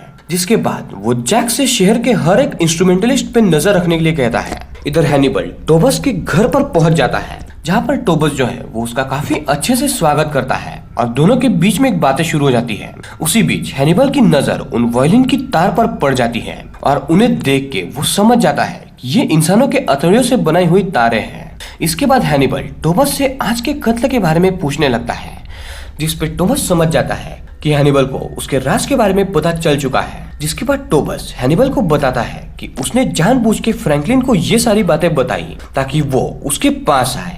टोबस अपने सारे कत्ल कबूल कर लेता है और तभी वो हैनिबल के बारे में बताने लगता है, क्योंकि टोबस को पहले से ही पता था कि हैनिबल भी उसी की तरह ही एक पागल साइको कातिल है, जो कि अपने मजे के लिए लोगों को मारना पसंद करता है। ये सब सुनने के बाद हैनिबल को काफी गुस्सा आता है, पर वो अपने आप को रोकता है और अपने आप को समझाता है, क्योंकि दोनों एक ही तरीके के इंसान होते हैं। जिसमें हैनिबल टोबस को आज रात के खाने पे आके इस बारे में बात करने के लिए कहता है। उधर वापस से विल को किसी जानवर के चिल्लाने की आवाज सुनाई देती है, जिस कारण से वो अपनी एक दीवार में काफी बड़ा सा छेद कर देता है, मगर उसके अंदर कुछ भी नहीं होता। तभी वहाँ पे एलेना आ जाती है, जिसके बाद विल उसे सब कुछ बताता है। तभी एलेना विल को समझाती है कि ये सब कुछ असल में उसके दिमाग का खेल है और उसे केस को लेकर ज्यादा चिंता नहीं करनी चाहिए। उधर रात में टोबस हैनिबल के घर खाने पे पहुंच जाता है, जिसके बाद टोबस उसे वहां बुलाने के पीछे के मकसद के बारे में पूछता है, जिसपे हैनिबल उसे बताता है कि वो आज उसे मार देगा। अब इस बात से टोबस डर जाता है और हैनिबल को कहता है कि वो भी ऐसा कर सकता है, मगर जब वो हैनिबल के आंखों में डर नहीं देखता तब वो डर के मारे हैनिबल से दोस्ती करने की बात करता है, मगर हैनिबल इस बात के लिए तैयार नहीं होता है। तभी हैनिबल को बाहर किसी के आने की आवाज सुनाई देती है और देखने पे उसे पता चलता है कि विल उसके घर पर आया होता है, जिस वजह से टोबस को वो मौका मिल जाता है और वो वहाँ से भाग जाता है। इधर विल हैनिबल के पास उस नए कातिल के बारे में बताने लगता है। तभी हैनिबल विल को फ्रैंकलिन से मिलने के लिए कहता है, जहाँ पे हैनिबल विल को टोबस के बारे में इनडायरेक्टली बताने की कोशिश करता है, जो कि विल समझ भी जाता है। इसके बाद विल कुछ पुलिस वालों को लेके सीधा टोबस के घर पर पहुंच जाता है और उसे उस मरे हुए शख्स को लेके कुछ सवाल करने लगता है, जिसपे टोबस विल को बताता है कि उसे उस शख्स को लेके काफी दुख है और जिसने भी उसका गला काट के उसके अंदर उस इंस्ट्रूमेंट को डाला है उससे उसकी गलती की सजा जरूर मिले। इस बात पे विल समझ जाता है कि टोबस ने ही उस शख्स को मारा है, क्योंकि उसे उस शख्स के बारे में सब कुछ डिटेल में पता था, जो कि और किसी आम को नहीं पता। अब जैसे ही विल टोबस को हथकड़ी पहनाने वाला था, तभी उसे बाहर से किसी का एक्सीडेंट होने की आवाज सुनाई देती है, जिसपे वो बाहर चेक करने के लिए जाता है, मगर बाहर ऐसा कुछ भी नहीं हुआ होता। और जैसे ही विल अंदर आता है, वो देखता है कि टोबस ने एक पुलिस वाले को मार दिया है और वो भाग चुका है। इधर विल को एक अंडरग्राउंड रास्ता दिखाई देता है और जैसे ही विल उसके अंदर जाता है, वो वहाँ पे काफी सारे इंसानों की अतड़ियां देख पाता है, जिससे कि वायलिन की तार बनाई जा रही थी। कुछ ही दूर जाने पे उसे एक और दरवाजा मिलता है, जो कि वापस से बाहर निकल रहा होता है और वहीं पर एक पुलिस ऑफिसर की लाश पड़ी होती है। इधर टोबस जो है वो हैनिबल के ऑफिस में आ पहुंचता है, जहाँ पे हैनिबल फ्रैंकलिन की बातें सुन रहा होता है। अब फ्रैंकलिन जो है वो टोबस को देख के काफी डर जाता है, क्योंकि उसे पता चल चुका था कि टोबस ने ही उस शख्स की जान ली थी। अब टोबस उन सभी को मार देने की धमकी देने लगता है। उतने में हैनिबल फ्रैंकलिन का गला मोड़ के उसे मार देता है और अब टोबस के ऊपर हमला कर देता है, जिसमें दोनों एक दूसरे को काफी जख्मी कर देते हैं। और अंत में हैनिबल जो है वो टोबस के शरीर में एक पेन घुसा देता है, जिससे कि टोबस की वहीं पर मौत हो जाती है। अब टोबस के मर जाने पे हैनिबल जो है वो पुलिस को कॉल कर देता है और उन्हें टोबस को यहाँ से ले जाने के बारे में बताता है। इसके बाद हैनिबल जो है वो जैक को बताता है कि टोबस ने उसके ऑफिस में आते ही हम दोनों पर हमला कर दिया था, जिसमें कि सबसे पहले उसने फ्रैंकलिन को जान से मार दिया और उसके बाद टोबस ने मुझ पर हमला किया, जिस वजह से उसने खुद को बचाने के चक्कर में उसकी जान ले ली। अब इस बात पे विल जो है वो हैनिबल से माफी मांगता है, क्योंकि उसकी लापरवाही की वजह से ही टोबी उसके घर से भाग चुका था। मगर हैनिबल विल को बताता है कि इसमें उसकी कोई भी गलती नहीं है एंड एट द एंड ये भी केस यहाँ पर सॉल्व हो जाती है। और इसी के साथ साथ एपिसोड 8 भी यहाँ पर एंड हो जाता है। अब एपिसोड 9 की शुरुआत होती है और हम विल को वापस से एक और कत्ल की जगह पे देख पाते हैं, जो कि समुद्र के किनारे में होता है। दरअसल इस बार एक नए कातिल ने काफी सारी लाशों को एक के ऊपर एक रख के एक खंबा बना दिया होता है, जिसके ऊपर एक इंसान को तोड़ मरोड़ कर रख दिया गया था। अब विल उस पूरी जगह को अपने तरीके से देखने लगता है, जहाँ पे उसे पता चलता है कि कातिल ने ये सारी लाशें पहले तो सारी कब्र से चुराई और उसके बाद उन्हें ला के इस जगह पर रख दिया है। और उसके बाद वो एक इंसान को पकड़ के ले आता है, जिसके सीने में चाकू मार के कातिल ने उसे जान से मार दिया है और उसकी सारी हड्डियां तोड़ के उसने उन सभी के ऊपर रख दी है। इसके बाद जैसे ही विल अपनी आंख खोलता है, वो खुद को हैनिबल के ऑफिस में देखता है, जो कि काफी आश्चर्य की बात होती है। अब विल हैनिबल को इस बारे में बताता है। इस पे हैनिबल उसे बताता है कि ये सारी घटनाएं उसके इन सारे केसेस से ज्यादा जुड़े रहने की वजह से हो रही है, जिसके कारण से वो बीच के कुछ पल को भूल जाता है। वही विल जो है वो हैनिबल को बताता है कि उसके साथ कुछ अजीब सी बातें हो रही है, जैसे कि वो नींद में रात को चलता है। अल्सो उसे कई सारे जानवरों की आवाज सुनाई देती है, उसे ऐसी आवाजें सुनाई देती है और ऐसी घटनाएं के बारे में इमेजिनेशन होता है, जो कि असल में नहीं हो रही। इन सब बातों को सुन के हैनिबल विल पे काफी दबाव बनाता है कि वो इस केस को बीच में ही छोड़ दे, मगर विल ऐसा नहीं करता है। अब दूसरी तरफ हम एबिगेल को देख पाते हैं, जो कि उन्हीं लड़कियों से बात कर रही होती है जिन्हें कि उसके पिता ने मारा था। एबिगेल उन सभी से उनकी मौत के लिए माफी मांगती है और उन्हें बताती है कि अगर वही सबसे पहले मर जाती तो उन सभी को नहीं मरना पड़ता। और तभी एबिगेल की नींद टूट जाती है और वो जाग के बिस्तर पे बैठ जाती है। अगले दिन विल वापस से जैक के पास पहुंच जाता है और उसे कल का इन्वेस्टिगेशन बीच में ही छोड़ के चले जाने के लिए माफी मांगता है, जिसपे जैक विल से उसकी मेंटल हेल्थ के बारे में पूछता है और अगर वो मानसिक तौर से ठीक है तभी वो केस को आगे बढ़ाने की बात करता है। मगर विल जो था वो उस केस को सॉल्व करने के लिए काफी उत्सुक दिखाई दे रहा था। अब दूसरी तरफ एबिगेल के पास फ्रेडी आती है, जो कि पहले तो उसे उसकी हालत के बारे में पूछती है और फिर वो एबिगेल को एक किताब लिखने का सुझाव देती है, जिसमें कि वो अपने जिंदगी की सच्चाई लिखेगी। तभी एबिगेल उससे पूछती है कि क्या उसे उसमें हैनिबल और विल के बारे में भी लिखना पड़ेगा, जिसपे फ्रेडी उसे बताती है कि उसे उन दोनों के बारे में तो जरूर लिखना पड़ेगा। वहीं हम वापस से विल को देख पाते हैं, जो कि अपने क्लास में बच्चों को इस नए कातिल के बारे में पढ़ा रहा होता है। विल सबको बताता है कि उसे पता चला है कि जितनी भी लाशें उन कब्रिस्तान से चुराई गई थी उन सभी का एक्सीडेंट हुआ था और वो शख्स जिसे कि उसने चाकू मार के मारा वो शायद उसका कोई करीबी रिश्तेदार होगा और तभी उसने उसके सीधा दिल में चाकू मारा। अब विल ये सब कुछ बता ही रहा होता है, तभी वहाँ पे एलेना आ जाती है और एलेना के अंदर आते ही हम देख पाते हैं कि पूरी क्लास खाली हो जाती है। यानी कि गाइस ये भी विल का एक सपना था, या तो बोला जाए कि एक वहम था कि वो बच्चों को पढ़ा रहा है, बट असल में ऐसा कुछ भी नहीं था। अब ऐसा देख के विल वापस से काफी दुखी हो जाता है, मगर एलेना उसे हौसला देती है और उसे बताती है कि सब कुछ जल्दी ही ठीक हो जाएगा। वही इसके बाद हम हैनिबल और विल दोनों को एबिगेल के पास देख पाते हैं, जो कि उससे मिलने के लिए आए होते हैं। उन्हें पता चलता है कि वो खुद पर एक किताब लिखने जा रही है, जिसपे विल उसे समझाता है कि वो हमेशा से ही सही थी, इस वजह से उसे अपने बारे में सफाई देने की कोई भी जरूरत नहीं है। उसके बाद हैनिबल जो है वो एबिगेल से इस किताब को लिखने का आइडिया तुम्हें किसने दिया, उस शख्स के बारे में पूछता है, जिसपे एबिगेल उसे बताती है कि उसे फ्रेडी ने ये सब कुछ करने के लिए कहा।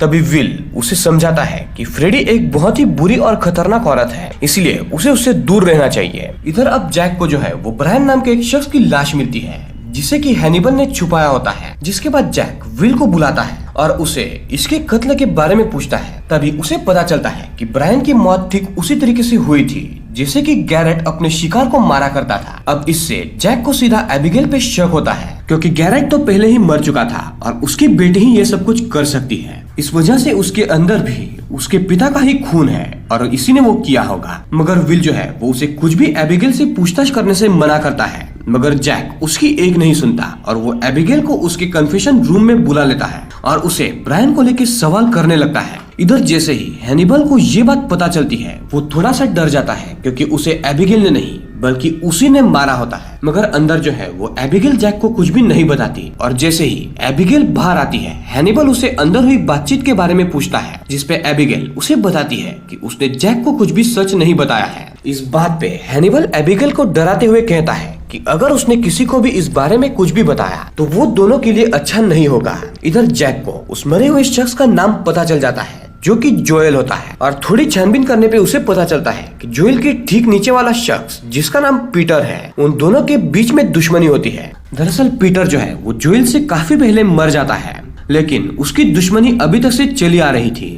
तभी हमें पीटर के भाई के बारे में पता चलता है, जिसका नाम मार्शल होता है। अब जैक और विल मार्शल के पास पहुंचते हैं और वो दोनों जान जाते हैं कि जोएल को मार्शल ने ही मारा है, वो भी अपने भाई का बदला लेने के लिए, क्योंकि मार्शल का भाई पीटर और जोएल में काफी दुश्मनी थी और इसी दुश्मनी का बदला लेने के लिए मार्शल ने जोएल को मारा था। अब विल एंड जैक मार्शल से ये सब करने की उसकी वजह पूछते हैं, जिसपे मार्शल उन्हें बताता है कि जोएल की माँ और उसके बीच में अफेयर चल रहा था, मगर जैसे ही मैंने किसी और लड़के से शादी कर ली तो उसने हमारे बच्चे को मार दिया, जिस वजह से मैंने भी उसके बेटे जोएल को मार दिया। तभी विल उसे बताता है कि जोएल उसी का बच्चा था और उसने अपने ही बेटे को मार दिया, क्योंकि दोनों का डीएनए मैच कर रहा था। अब ये सुन के मार्शल को काफी रिग्रेट होता है और वो वहीं पे बेहोश हो जाता है। इधर विल वापस से ब्रायन की लाश के पास जाता है और उसके सामने खड़े होके वो कुछ सोचने लगता है, और सोचते समय उसे ये पता चलता है कि असल में ब्रायन को एबिगेल ने ही मारा है, और उस बात से वो काफी दुखी हो जाता है।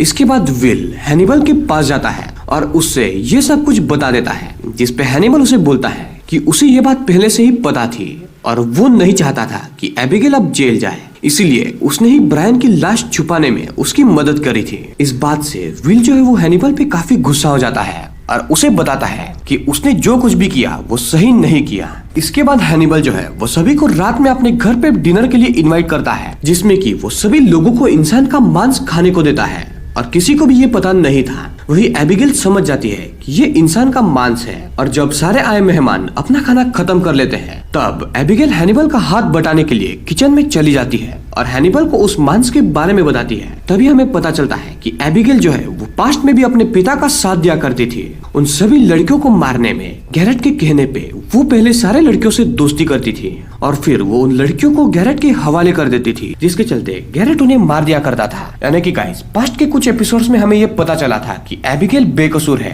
तो ये बिल्कुल भी गलत था। असल में एबिगेल भी उतना ही कसूरवार थी जितना कि उसका पिता गैरेट था। और इसी के साथ साथ गाइस एपिसोड 9 भी यहाँ पर एंड हो जाता है। और इतने सारे एपिसोड्स होने के बावजूद भी अभी तक से इतने होशियार विल को ये पता नहीं चल पाया है कि हैनिबल ही असली कातिल है, जो लोगों को मार रहा है और उनका मांस लोगों को भी खिला रहा है और खुद भी खा रहा है। एपिसोड 10 की शुरुआत होती है और हम केट नाम के एक लड़की को देख पाते हैं, जो कि अपने घर में बैठी होती है, जिसके कुछ देर बाद वो सोने चली जाती है। अब जैसे ही केट अपने छत के तरफ देखती है, उसे छत से पानी गिरता हुआ दिखता है, जिसे ठीक करने के लिए वो ऊपर चली जाती है। अब केट उस जगह को पन्नी और टेप की मदद से ठीक कर देती है और वापस से अपने कमरे में आ जाती है। तभी वो जमीन पे किसी के पैरों के निशान देखती है जो कि उसके बिस्तर के नीचे जा रहे होते हैं। और जैसे ही केट उस बिस्तर के पास जाती है, उसके नीचे से एक हाथ केट के पैर पकड़ के उसे बिस्तर के नीचे खींच लेता है और वहीं पे उसकी जान चली जाती है। अगले दिन हम विल को हैनिबल के ऑफिस में देख पाते हैं, जहाँ पे वो हैनिबल को उसकी बीमारी के बारे में बता रहा होता है। तभी हैनिबल उसे एक घड़ी बनाने के लिए कहता है, जिसके बाद विल उस घड़ी को बनाता है। विल की तरफ से घड़ी पूरी तरह से ठीक होती है, मगर जैसे ही हैनिबल उस घड़ी को देखता है, वो कुछ अजीब सी ही चीज होती है। इसके बाद हैनिबल उसे एक डॉक्टर के पास चलने के लिए कहता है, जो कि उसका दिमाग का चेकअप करेगा। इसके बाद विल जो है वो जैक के साथ मिलके केट के घर पहुंच जाता है और उस पूरी जगह को चेक करने लगता है। उसी बीच विल काफी घबरा जाता है और वो वहाँ पे रखे कुछ सामानों को छू भी लेता है, जिसके चलते जैक उसे इन्वेस्टिगेशन को खराब करने के लिए बहुत डांटता है, क्योंकि वो इसमें फंस सकता था। जिसपे विल जैक से माफी मांगता है और अपनी दिमागी हालत उसे बताता है। इसके बाद वो सभी लोग केट के बॉडी को चेक करने लगते हैं और जैक विल से उसके चेहरे पर वार करने की वजह के बारे में पूछने लगता है, जिसपे विल उन्हें बताता है कि जिस शख्स ने इसे मारा है उससे स्किन की बीमारी है और इसी वजह से उसके फिंगरप्रिंट भी काफी हल्के आए हैं और यही वजह है कि उसने केट के सिर्फ चेहरे पे ही वार किया। अब हैनिबल जो है वो विल को लेके अपने एक दोस्त के पास जाता है, जिसका नाम फ्रेडरिक था। वो असल में एक न्यूरोलॉजिस्ट था। अब कुछ देर विल को देखने के बाद फ्रेडरिक उसके कुछ टेस्ट करता है, जिसमें कि उसे पता चलता है कि विल के राइट ब्रेन में सूजन आ गई है। इसी वजह से वो ऐसी हरकतें कर रहा है, मगर हैनिबल उसे ये बात बताने से मना करता है। अब फ्रेडरिक जो है वो हैनिबल की बात मान के विल को ये बताता है कि वो बिल्कुल भी ठीक है और उसे कोई भी बीमारी नहीं। अब ये सुनने के बाद विल जो है वो फ्रेडरिक को पूछता है, तो अगर वो ठीक है तो उसे हमेशा वहम क्यों हो रहे हैं? जिसपे फ्रेडरिक उसे बताता है कि वो अपने दिमाग पे कुछ ज्यादा ही जोर दे रहा है और इसी वजह से उसके साथ ऐसा हो रहा है। उसी रात जैक हैनिबल के पास आया होता है और उसे विल की तबीयत के बारे में पूछता है, जिसपे हैनिबल जैक को भी यही बताता है कि विल पूरी तरीके से ठीक है। अब जैक आगे ये बोलता है कि उसी की वजह से हैनिबल की ये हालत हुई है, मगर हैनिबल जो है वो उसे किसी तरीके से संभाल लेता है और बताता है कि वो खुद को दोष देना बंद करे। इधर विल जैसे ही सोने के लिए अपनी बेड की तरफ बढ़ता है, उसे अपने बिस्तर के नीचे से किसी के होने की आवाज सुनाई देती है और जैसे ही वो बेड के नीचे देखता है, उसे एक लड़की दिखती है, जो कि उसे देखते ही भागने लगती है। उसी बीच विल उसका हाथ पकड़ लेता है, जिसके कारण उसके हाथ की चमड़ी विल के हाथों में आ जाती है। अब विल काफी देर तक उसका पीछा करता है, मगर वो लड़की अचानक से कहीं पर गायब हो जाती है। इसके बाद विल जो है वो उस चमड़ी को हॉस्पिटल में भेजता है, जहाँ पे उसे उस लड़की के बारे में पता चल जाता है। अब विल उसकी माँ के पास कॉल करता है एंड देन वो उसकी माँ से मिलने के लिए भी जाता है। वहाँ पे जाके विल को पता चलता है कि पहले तो वो बिल्कुल सही थी, मगर धीरे धीरे वो अकेले रहने लगी और उसके बाद से वो पूरी तरीके से पागल हो जाती है और डॉक्टर को दिखाने के बाद भी उसके बेटी के बीमारी का कोई भी पता नहीं चला।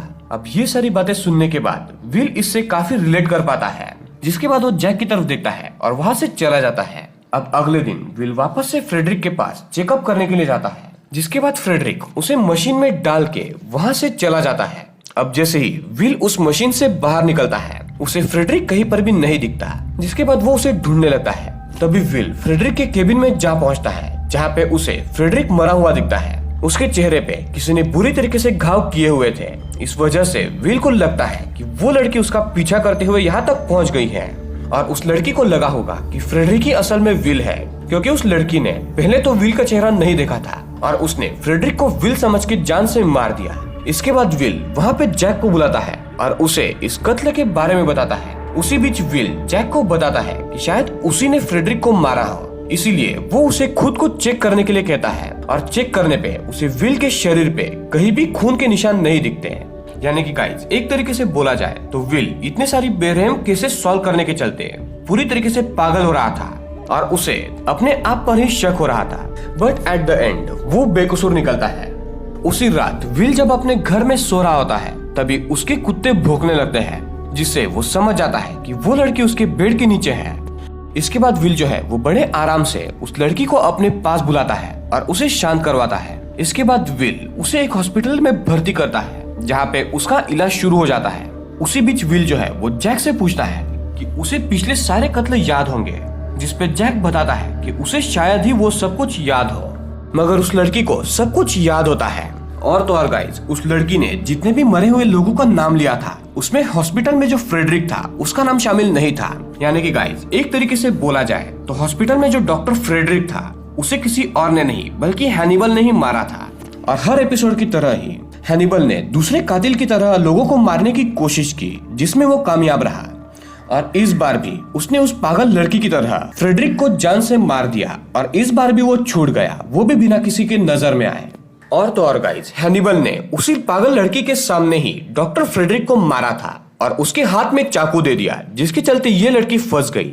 और उस लड़की की दिमागी हालत ठीक ना होने के कारण उस लड़की को सजा ना सुनाते हुए उस लड़की को मेंटल हॉस्पिटल में भर्ती किया गया। और इसी के साथ साथ गाइस, एपिसोड 10 भी यहाँ पर खत्म हो जाता है। एपिसोड 11 की शुरुआत होती है और हम वापस से विल को देख पाते हैं, जो कि अपने सपने में खुद को पानी में डूबता हुआ देख रहा होता है। जिसके बाद सीन शिफ्ट होता है और हम हैनिबल को देख पाते हैं, जिससे मिलने के लिए उसका दोस्त साइकियाट्रिस्ट क्लिंटन आता है, जो कि हैनिबल को कहता है कि मुझे मेरे साथी डॉक्टर गाइडन से बचा लो वरना वो मुझे मार देगा। इस पे हैनिबल उसे शांत करता है और बताता है कि इस चीज को उसे खुद ही हैंडल करना पड़ेगा, क्योंकि ये उसके प्रोफेशन की आम बात है कि उसके पेशेंट या फिर उसके आसपास के लोग उस पे हमला कर देते हैं। इसके बाद हम गाइडन को देख पाते हैं, जिससे कि पुलिस पकड़ के ले जा रही होती है। दरअसल गाइस, क्लिंटन ने पुलिस में गाइडन को लेके कंप्लेन कर दी थी। वही गाइडन रास्ते में ये चिल्लाते हुए जा रहा होता है कि क्लिंटन एक रीपर है, यानी कि क्लिंटन ने ही पिछले कुछ कत्लों को अंजाम दिया है। अब पुलिस जो है वो गाइडन को लेके पुलिस स्टेशन पहुंचने वाले होते हैं। तभी गाइडन अपने हाथ को छुड़वा के उन पुलिस वालों पे हमला कर देता है और उन्हें मार के वहाँ से भाग जाता है। अब जैसे ही ये बात जैक को पता चलती है, वो विल के साथ उस जगह पर पहुंच जाता है, जिसके बाद विल उसे अपनी इमेजिनेशन से थिंक कर लेता है कि सारा सिलसिला क्या हुआ होगा, बिल्कुल शेरलॉक टाइप। और कैसे गाइडन ने पहले तो अपने हाथ को किसी तरह मोड़ के हथकड़ी खोली होगी और उसके बाद उसने फिर पुलिस वालों पर हमला किया होगा, जिसके बाद वो वहाँ से भाग गया। और तो और विल को ये लग रहा होता है कि वो क्लिंटन से बदला लेने के लिए वहाँ से भागा है। इधर विल को पता चलता है कि एलेना भी पहले क्लिंटन के पास अपने मेंटल हेल्थ को दिखाने के लिए जा चुकी है, जिस वजह से वो एलेना के पास जाता है और उसे क्लिंटन के बारे में पूछने लगता है, मगर एलेना कुछ भी ठीक तरीके से नहीं बताती। उसी बीच एलेना का हाथ जो है वो विल के माथे पे जा लगता है, जो कि उसे काफी गर्म महसूस होता है, यानी कि विल को काफी तेज बुखार होता है। जिसके बाद एलेना उसे कुछ दिनों के लिए आराम करने के लिए कहती है, मगर विल आराम करने से मना कर देता है और वहाँ से चला जाता है। अब हम फ्रेडरिक को देख पाते हैं, जिसके पास एक कॉल आती है जो कि गाइडन ने की होती है। गाइडन फ्रेडी को एक जगह पे बुलाता है और जैसे ही फ्रेडी उस जगह पर जा पहुंचती है, वो देखती है कि गाइडन ने पहले ही किसी को मारा होता है।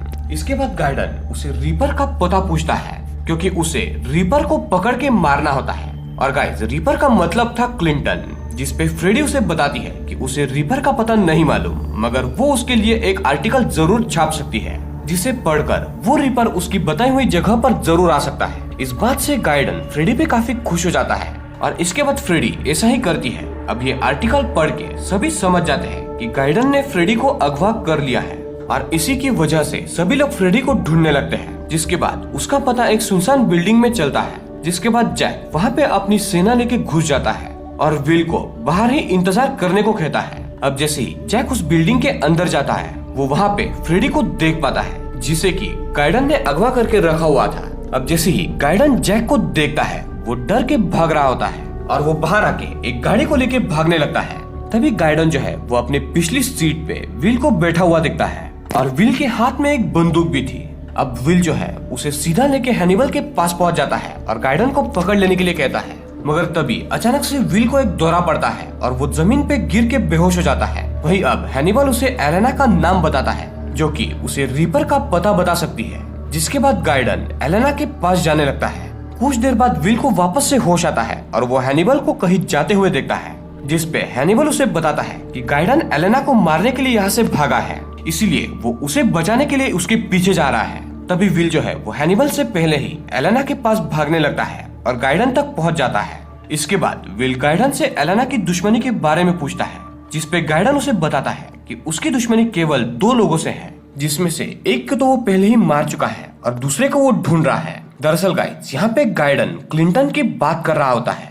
गाइडन क्लिंटन को पहले ही मार चुका होता है और अब उसका मकसद रीपर को पकड़ना था, जिसे सुन के विल को काफी गुस्सा आता है और वो गाइडन को अपनी बंदूक की मदद से जान से मार देता है। जी हाँ गाइस, विल ने गाइडन को जान से मार दिया था। इसके बाद हम जैक को हैनिबल के पास जाता हुआ देखते हैं, जहाँ पे वो हैनिबल से विल की तबीयत के बारे में पूछता है, मगर हैनिबल जो है वो जैक को झूठ बोल देता है, कि विल असल में बिल्कुल ठीक है, मगर फिर भी जैक को हैनिबल की बातों पे विश्वास नहीं होता।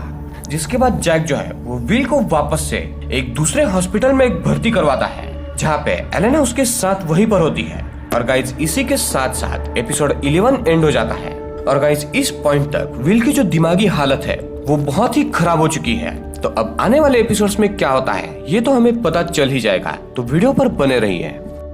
अब एपिसोड 12 की शुरुआत होती है, जहाँ पे हम उसी बीमार लड़की को देख पाते हैं जिससे मिलने के लिए विल आया होता है। अब उस लड़की की तबीयत पहले से काफी ठीक होती है, जिसके बाद विल उसे उसका नाम पूछता है, जिसपे वो लड़की अपना नाम जॉर्जिया बताती है। इसके बाद विल उसे फ्रेडरिक के बारे में पूछता है कि उसने फ्रेडरिक को क्यों मारा, जिसपे जॉर्जिया उसे बताती है कि उसने फ्रेडरिक को नहीं मारा है, बल्कि उसने किसी और शख्स को देखा था जिसने फ्रेडरिक को मारा है, और उसी शख्स ने फ्रेडरिक को मारने के बाद उसका हथियार मेरे हाथ में दे दिया था, जिसके चलते मैं फंस गई। अब विल समझ जाता है कि कोई और है जो कि उसके सामने हर बार उससे ज्यादा चालाक होने की कोशिश कर रहा है। इसके बाद विल ये बात जैक को बताता है, मगर जैक जॉर्जिया की बातों पे विश्वास नहीं करता, बिकॉज जॉर्जिया एक दिमागी मरीज थी। जिसके बाद वो हैनिबल के पास जाता है और उसे भी यही बात बताता है। इससे हैनिबल को अंदर ही अंदर डर लगने लगता है कि जॉर्जिया उसे फंसा सकती है, जिस वजह से वो जॉर्जिया के कमरे में जाके वहाँ पे एक कंघी रख देता है। और जैसे ही जॉर्जिया की नींद खुलती है वो अपने पास एक कंघी को देखती है, और जैसे ही जॉर्जिया उस कंघी को अपने बालों में लगाती है, उस घर्षण के चलते उसके बालों में आग लग जाती है और वो आग तुरंत उसके बॉडी पे फैल जाती है, जिसके चलते जॉर्जिया जल के मारी जाती है। अब जैसे ही विल और जैक को ये बात पता चलती है, जैक को लगता है कि ये सब कुछ उसने जानबूझ के किया होगा, मगर अभी भी विल को यही लगता है कि जॉर्जिया ने खुदकुशी नहीं की है। इधर फ्रेडरिक एबिगेल से मिलने के लिए उसके घर पर जाती है और वो उसके बुक लिखने में उसकी मदद करने लगती है। वो थोड़ी देर तक उसकी बुक पढ़ती है और उसे ये पता चलता है कि एबिगेल ने तो हर जगह पे अपने पिता को ही दोष दिया हुआ है। अब ये पढ़ने के बाद फ्रेडी एबिगेल को कहती है कि सिर्फ तुम्हारे अकेले पिता का ही दोष नहीं था, बल्कि तुमने भी अपने पिता के कामों में इक्वली साथ दिया है, तो तुम भी उतनी ही दोषी हो। तो एबिगेल ये सुन के उसे बताती है कि वो इस बात को इस किताब में नहीं लिखने वाली। जिसके बाद फ्रेडी उसे ब्रायन की मौत के बारे में पूछने लगती है, जिसपे एबिगेल बिल्कुल ही शांत हो जाती है और इसे फ्रेडी समझ जाती है कि ब्रायन का कत्ल एबिगेल ने ही किया है। उधर जब विल सो रहा होता है तभी वो फिर से एक सपना देखता है, जिसमें कि जॉर्जिया उसे उसके घर के बाहर बुला रही होती है। और जैसे ही विल बाहर पहुंचता है वो देखता है कि जॉर्जिया के पीछे एक काला हिरन पड़ा हुआ है, जिससे विल ये समझ जाता है कि जॉर्जिया ने खुदकुशी नहीं की है, बल्कि उसकी जान ली गई है। इसके बाद विल एबिगेल के पास जाता है, जहाँ पे वो उसे ब्रायन के बारे में पूछने लगता है। इस बात से एबिगेल समझ जाती है कि विल को पता चल गया है कि उसी ने ब्रायन को मारा है। इसके बाद विल उसे पूछता है कि तुम्हें ब्रायन को मारते हुए कैसा लगा।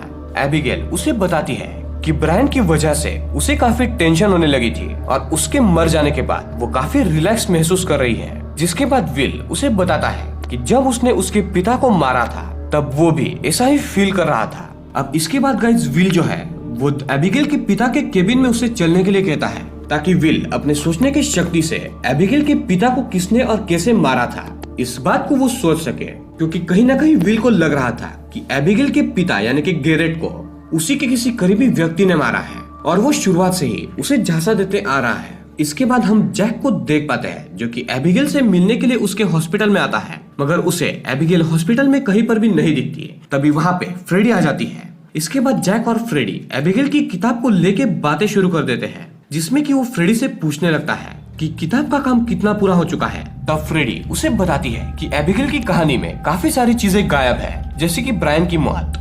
फ्रेडी जैक को बताती है जैसे ही एबिगेल के सामने उसने ब्रायन का नाम लिया तो वो काफी अजीब सी हरकतें करने लगी और ऐसा लग रहा था मानो वो डर रही हो। इस पे जैक उसे बताता है कि उसका शक पूरी तरीके से सही है। एबिगेल भी अपने पिता का साथ दिया करती थी, वो भी लोगों का कत्ल करने में। तभी वहाँ पे एक नर्स आ जाती है, जो कि जैक को बताती है कि एबिगेल विल के साथ कहीं पर गई हुई है। वही दूसरी तरफ हम विल को देखते हैं, जो कि एबिगेल को लेके उसी कमरे में चला जाता है जहाँ पे एबिगेल का पिता और एबिगेल मिलके सारी लड़कियों को मारा करते थे। अब विल वापस से एबिगेल से केवल सवाल करने लगता है और इन सवालों के जरिए वो ये जान जाता है कि एबिगेल भी गैरेट के साथ मिली हुई थी और वही उन लड़कियों को गैरेट के पास लाया करती थी ताकि उसका पिता उन्हें मार सके।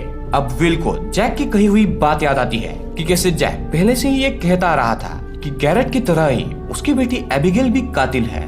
अब ये सारी बातें उसे पता तो चल गई थी, पर तभी उसे अचानक से दौरा पड़ जाता है और जब उसकी आँख खुलती है तब वो खुद को एक प्लेन में पाता है। ये देख के उसे काफी गुस्सा आता है और वो एयर होस्टेस से एबिगेल के बारे में पूछता है, जिसपे वो विल को बताती है कि वो अकेले ही इस प्लेन में सफर कर रहा है। अब तुरंत विल जैक के पास जाने लगता है। इधर जैक को एक और बात पता चली थी, जिसके हिसाब से गैरेट और एबिगेल आखिरी बार एक ट्रेन में बैठे हुए थे और गाइस उस ट्रेन में वो सारी लड़कियां भी मौजूद थी जिन्हें एक एक करके गैरेट ने मारा था और इसके बाद गैरेट और एबिगेल ने कभी भी कोई सफर नहीं किया। अब ये सारी बातें पता चलने के बाद जैक भी एबिगेल को ढूंढने के लिए निकल पड़ता है। इधर एबिगेल जो है वो हैनिबल के पास आती है और उसे विल की सारी बातें बताती है, जिसपे हैनिबल उसे बताता है कि विल काफी शातिर इंसान है और वो एक ना एक दिन तुम्हें या तो पकड़ के रहेगा या तो मार के रहेगा। जिसके बाद एबिगेल उसे उस फोन कॉल के बारे में पूछती है जो कि आखिरी बार गैरेट के पास आया होता है और वो हैनिबल को कहती है कि क्या वो आखिरी कॉल तुम्ही ने उसके पिता को किया था, जिसपे हैनिबल उसे बताता है कि उसी ने वो कॉल किया था और उसी ने उन लड़कियों में से आधी लड़कियों को जान से मारा है और उसके पिता पर उसने सारा इल्जाम डाल दिया और सभी लोगों को लगने लगा कि गैरेट ही अकेला खूनी है। बट गैरेट के साथ साथ हैनिबल भी उतना ही कसूरवार था। इसके बाद एबिगेल उससे पूछती है कि आज तक तुमने कितने लोगों को मारा है, जिसपे हैनिबल उसे जवाब देता है कि उसने अभी तक से उसके पिता ने जितने लोगों को मारा था उससे भी दुगने से ज्यादा लोगों को मारा है। इस बात से एबिगेल काफी डर जाती है और वहाँ से जाने लगती है। तभी हैनिबल उसका हाथ पकड़ लेता है और उसे बताता है कि वो भले ही इस जन्म में उसकी हिफाजत नहीं कर सका, मगर अगले जन्म में वो उसकी हिफाजत जरूर करेगा। और इसके बाद गाइस वो एबिगेल को जान से मार देता है। जी हाँ गाइस, यानी कि एबिगेल भी यहाँ पर मर चुकी है। और इसी के साथ साथ गाइस एपिसोड 12 भी यहाँ पर एंड हो जाता है और आगे बचता है सीजन 1 का आखिरी एपिसोड, यानी कि एपिसोड 13, जिसमें काफी मजा आने वाला है। एपिसोड 13 की शुरुआत होती है और हम विल को हिरण का शिकार करते हुए देखते हैं। विल उस हिरण को मार देता है और जैसे ही उसके पास जाता है वो हिरण उसे किसी दानव की तरह दिखता है और तभी विल की आंखें खुल जाती है। यानी कि गाइस ये भी विल का एक सपना था। अब विल जैसे ही अपना मुंह धोने के लिए बाथरूम की तरफ जाने लगता है तभी उसकी नजर उसके पैरों पे पड़ती है जो कि मिट्टी से सने हुए होते हैं। अब विल को कुछ भी समझ में नहीं आता, जिसके बाद वो मुंह धोने के लिए जाता है। अब जैसे ही विल अपने मुंह धोना शुरू करता है उसे उल्टियां होने लगती है और उसके मुंह से एक इंसानी कान निकल आता है जो कि एबिगेल का होता है। विल को कुछ भी समझ में नहीं आता है कि ये सब कुछ उसके साथ क्या हो रहा है, बिकॉज पिछली बार तो वो फ्लाइट में था और अगेन उसकी जब आँख खुली तो वो अपने कमरे में है। तभी वहाँ पे हैनिबल आता है और उसे एबिगेल के मारे जाने की बात बताता है। इसी दौरान विल हैनिबल को बताता है कि आज सुबह जब उसे उल्टियां हुई तब उसके मुंह के अंदर से एबिगेल का कान निकला। ये बात सुन के हैनिबल हैरान होने का झूठा नाटक करने लगता है। उसी बीच वहाँ पे जैक आ जाता है जो कि विल से एबिगेल के बारे में पूछता है, क्योंकि आखिरी बार एबिगेल उसी के साथ दिखी थी। जिसके बाद जैक विल को अरेस्ट कर लेता है और उसकी पूरी जांच होती है, जिसमें कि विल के नाखूनों में एबिगेल के खून के हिस्से मिले थे और इस बात से ये साफ हो जाता है कि विल ने ही एबिगेल को मारा है। फिर भी जैक इस बात को मानने से साफ इनकार करता है और उसे अरेस्ट कर लेता है। जिसके कुछ देर बाद वहाँ पे एलेना आती है और वो विल को निर्दोष करार देती है, मगर जैक उसकी भी एक नहीं सुनता है। जिसके बाद एलेना उससे मिलने के लिए उसे कहती है और विल उससे थोड़ी देर के लिए मिलने के लिए राजी हो जाता है। अब जैसे ही एलेना विल से मिलने के लिए जाती है, विल उसे देख के काफी इमोशनल हो जाता है और एलेना विल को समझाती है कि मुझे तुम पे पूरा विश्वास है और मुझे पता है कि तुम ऐसा कुछ भी नहीं करोगे। अब विल उसे हैनिबल के बारे में भी बताता है, जिसने उसका टेस्ट भी करवाया था, मगर वो बिल्कुल भी ठीक था। अब ये सुनने के बाद एलेना को हैनिबल पर शक हो जाता है, क्योंकि जब एलेना ने विल की रिपोर्ट देखी थी तब उसने रिपोर्ट में पढ़ा था कि विल के दिमाग में सूजन है, तो हैनिबल ने झूठ क्यों बोला। अब ये जो बात है वो एलेना विल को बता देती है और तभी उसका समय खत्म हो जाता है। जिसके बाद एलेना वहाँ से चली जाती है। अब इधर जैक जो है वो विल को जेल भेज रहा होता है, जिसके बीच रास्ते में ही विल वहाँ से भाग जाता है।